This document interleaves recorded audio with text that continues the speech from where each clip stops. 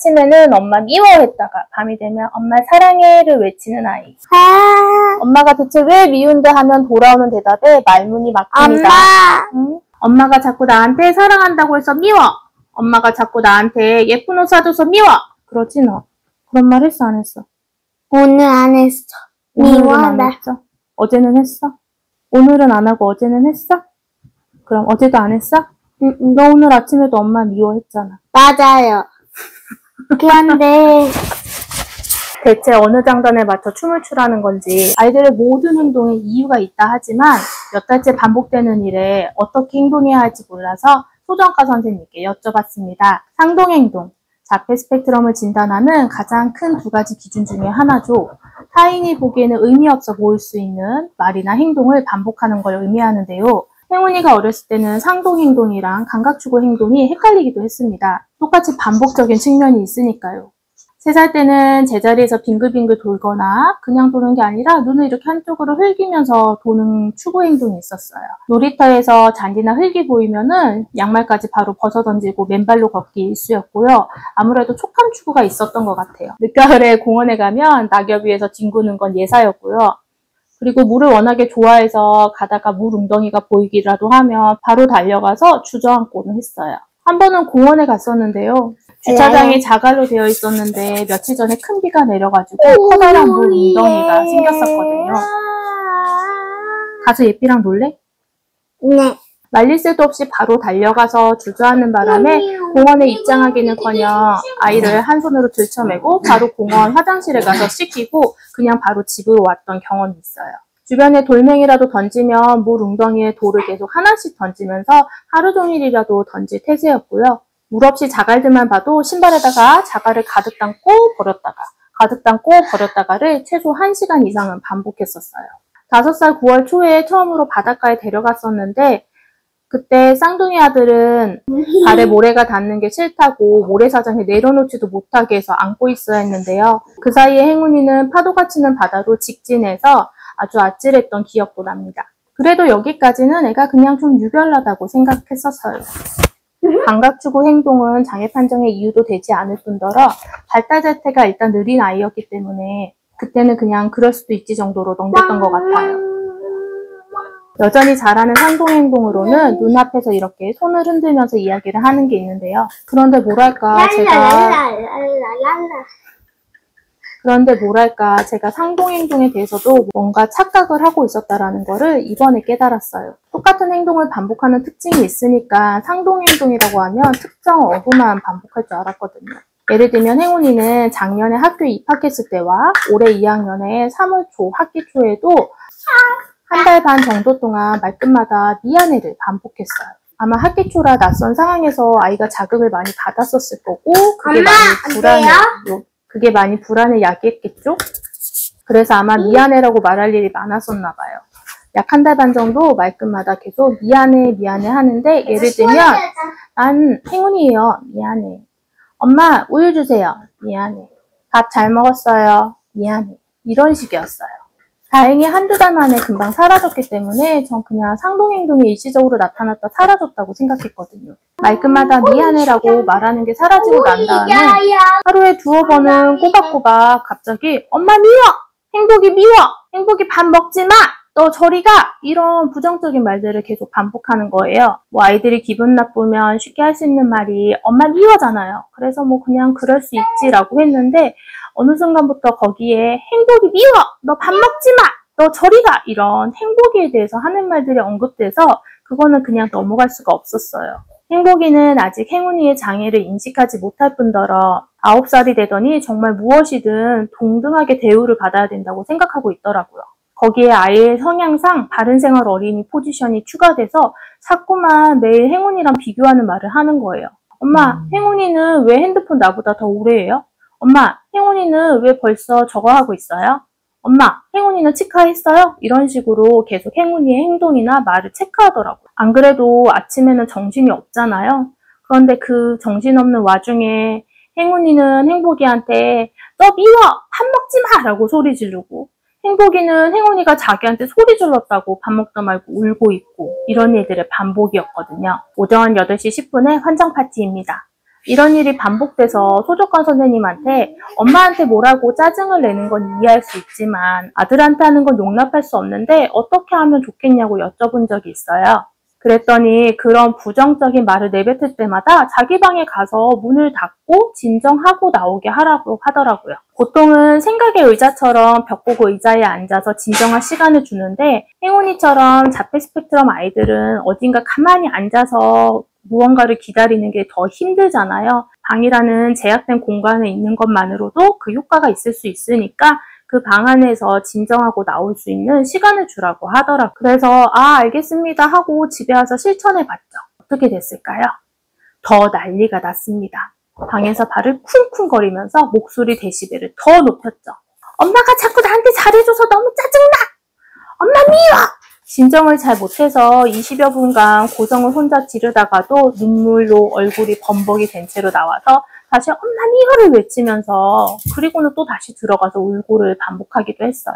이때도 아들이 옆에서 행운이가 너무 소리 질러서 시끄럽다고 저한테 불만을 토로했고 이렇게 반복되면 저는 또 비장애인 행복의 정서도 걱정이 되는 거예요. 행운이가 지금 머리에서 계속 짜증나라고 얘기하고 있대.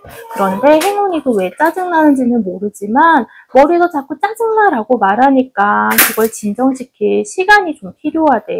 라고 설명은 항상 해주지만 아이가 그걸 지금 잘 이해할 수 있는 건 아니잖아요.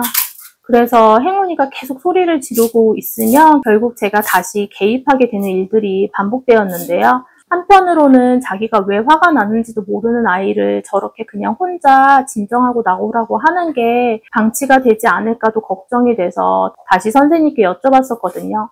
그랬더니 선생님께서는 아이 입장에선 자기가 화가 났는데 방에 들어가 있으라고 하니까 당연히 더 화가 날 수밖에 없다.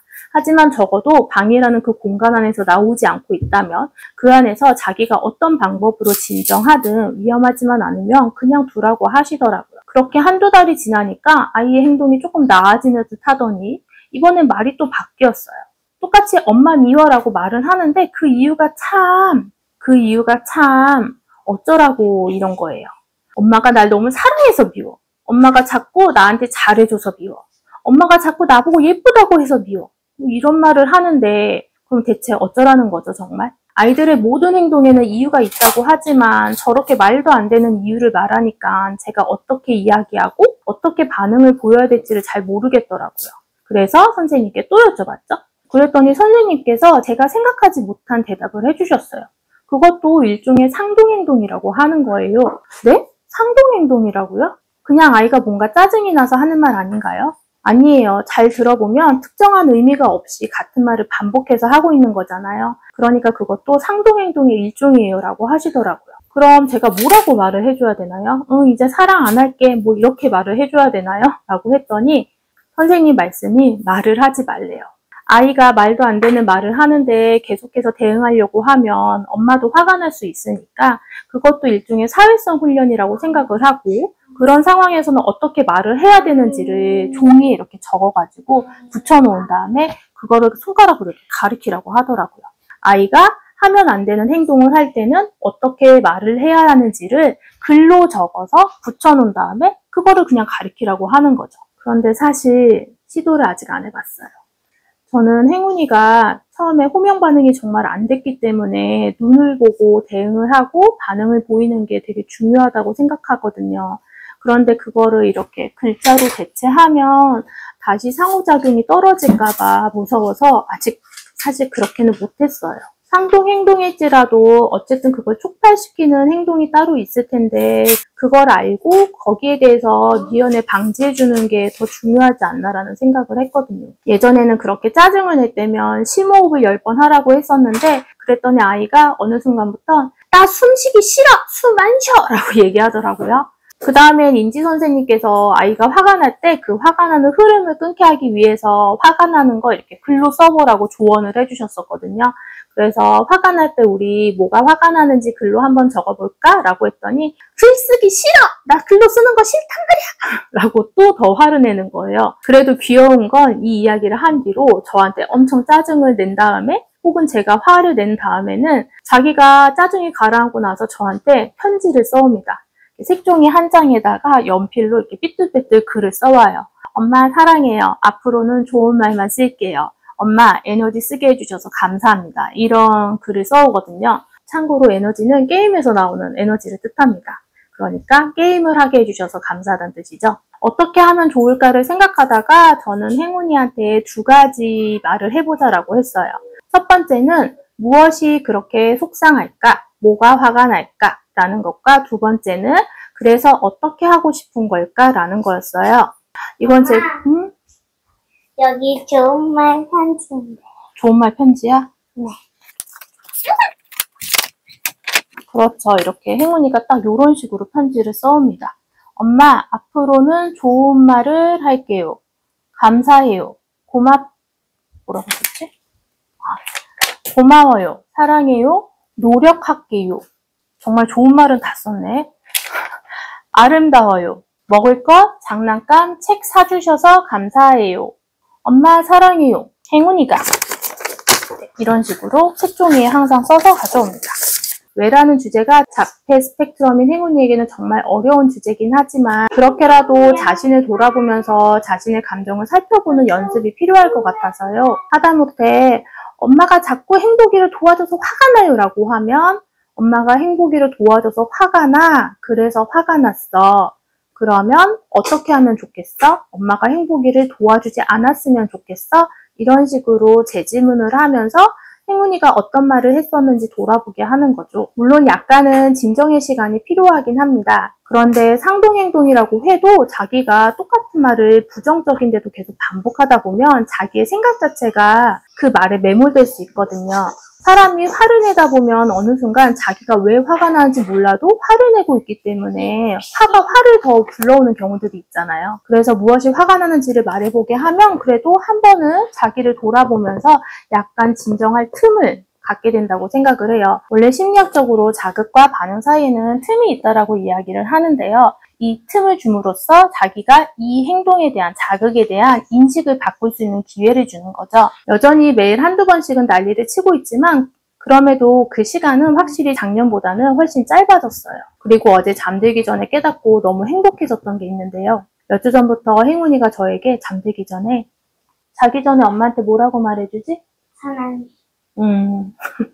자기 전에 저한테 엄마 사랑해요 라고 말해주거든요. 사실 사랑이라는 단어가 굉장히 추상적인 단어잖아요. 행운이가 원래 사랑한다고 말할 땐 보통 2가지 경우였는데요. 첫 번째는 저한테 뭔가 잘못을 하거나 제가 화를 냈을 때. 그리고 두 번째는 아침에 학교 가는 길에 엘리베이터에서 저랑 빠이빠이 할 때였어요. 그것도 행복이가 매일 학교 갈 때 저한테 엄마 사랑해요 말을 하니까 옆에서 그 말을 따라하는 거였거든요. 그러니까 약간 진정성이 떨어지는 의례적인 말처럼 들렸다고나 할까요? 그냥 사랑한다고 말하는 게 좋은 감정이라는 건 아니까 그냥 써보겠다 뭐 이런 거죠. 그런데 어제는 갑자기 엄마 사랑이 뭐예요? 라고 물어보는 거예요. 그래서 너가 너무 소중하고 너가 웃으면 엄마도 기분이 좋고 너가 슬퍼하면 엄마도 좀 슬프고 그래서 너가 잘 되면 좋겠고 너랑 함께 있는 게 너무 소중하고 즐거운 걸 말하는 거야 라고 대답해 줬어요. 그랬더니 행운이가 엄마, 내가 엄마를 얼마나 사랑하는지 알아요? 라고 하더라고요. 그래서 너가 드디어 만 8세가 되더니 이렇게 달달한 목소리로 엄마한테 사랑한다고 말해줄 수 있게 되었구나. 엄마가 매번 사랑한다고 말해도 한 번도 뒤돌아보지 않고 그냥 너는 말해라 식으로 시큰둥하게 넘어갔던 너가 이제는 자기 전에 엄마한테 사랑한다고 말해줄 수도 있게 되었구나. 라는 사실이 너무 설레어서 1시간 넘게 잠을 못 잤어요. 그래서 행운이 이렇게 한 손을 이렇게 두 손으로 잡고 정말 오랜만에 하늘한테 이렇게 소중한 아이를, 이렇게 예쁜 아이를 보내주셔서 감사합니다 라고 얘기했어요. 물론 이렇게 말하고 다음날 아침엔 다시 엄마 미워를 얘기했습니다. 정말 인생의 희노애락을 다 안겨주는 아이죠.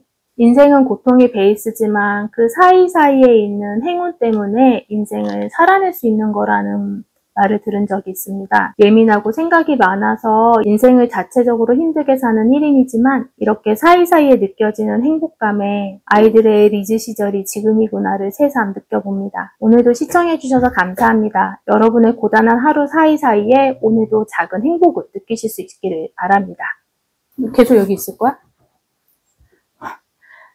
See you.